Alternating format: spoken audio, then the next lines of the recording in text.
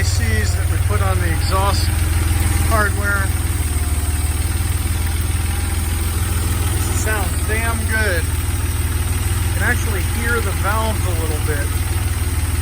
Before we adjusted the valves, there was no noise whatsoever, even on cold startup like this, which led me to believe that they probably hadn't been changed or adjusted in quite some time, and the valve seats had worn in.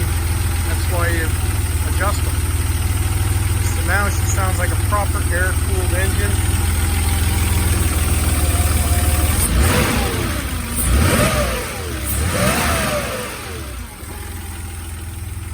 Outstanding. What a cute car. Yes, I'm calling it cute.